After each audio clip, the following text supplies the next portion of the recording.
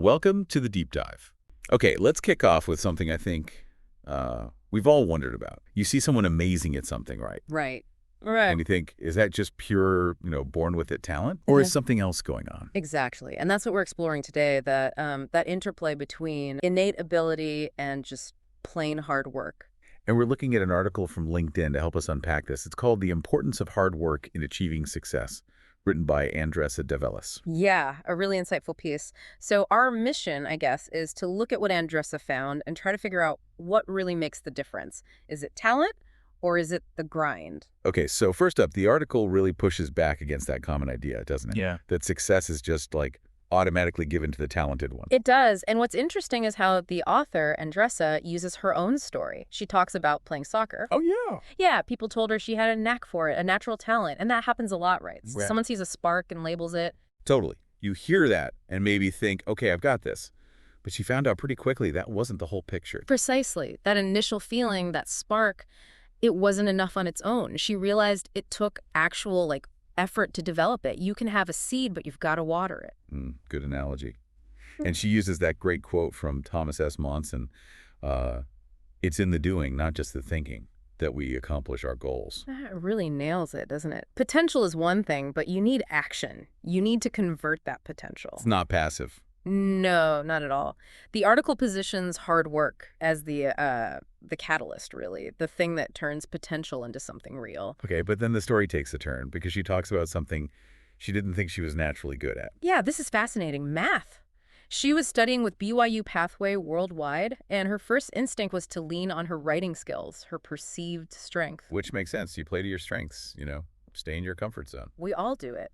But math was different. It forced her hand a bit. So this was kind of an aha moment. Definitely. She realized her talent in writing wasn't a magic key for everything. For math, she just had to, roll up her sleeves, put in the time, struggle with it. And that's huge for anyone listening, right? We Yeah. can easily say, oh, I'm not a numbers person, or I'm not techie. Exactly. But her experience shows that pushing through, putting in that dedicated work, can actually build skills you never thought you had. It breaks that fixed mindset idea. You can almost, build new talents through sheer effort. That's what it suggests. Our abilities might be more flexible than we think. It's about the practice, the focused work. It makes you wonder if relying only on what feels like natural talent can sometimes hold us back. Until something forces us to work hard elsewhere. Right. So to really underline this, the article brings in another example. Formiga, the Brazilian soccer player. Yes, Formiga, incredible player. Her story adds another really important dimension here. It's not just about working hard to get better at the skills. It's about resilience, too. Totally. It's about perseverance when things are tough.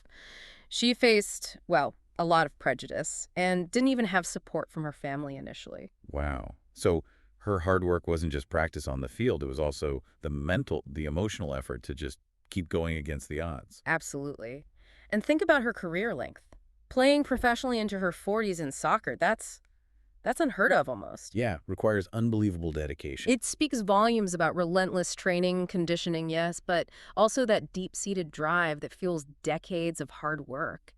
Talent alone doesn't give you that kind of longevity. No way. Makes you think how much potential gets wasted because people give up when it gets hard. It really does. Okay, so let's try and pull these threads together. What's the main takeaway here from Andressa's article? Talent versus hard work. What's the verdict? Well, the article comes down pretty firmly on the side of hard work.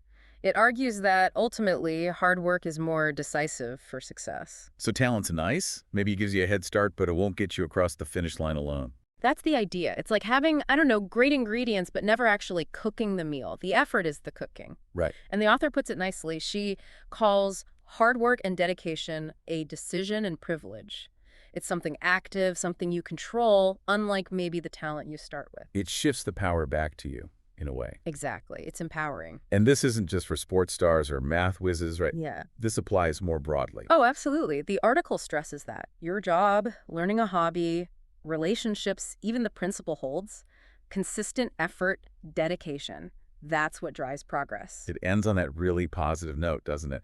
With hard work, anything is possible. Yeah, it's quite optimistic. Okay, so summing up this deep dive into Andressa Develis' thoughts, talent might open a door, maybe make the first step easier, but it's the consistent, focused hard work that carries you through the room and beyond. Real achievement isn't just having potential, it's about actively, relentlessly working to realize it. Which brings us to a final thought for you listening. Yeah, think about someone you admire, someone maybe you thought just has it, that natural talent.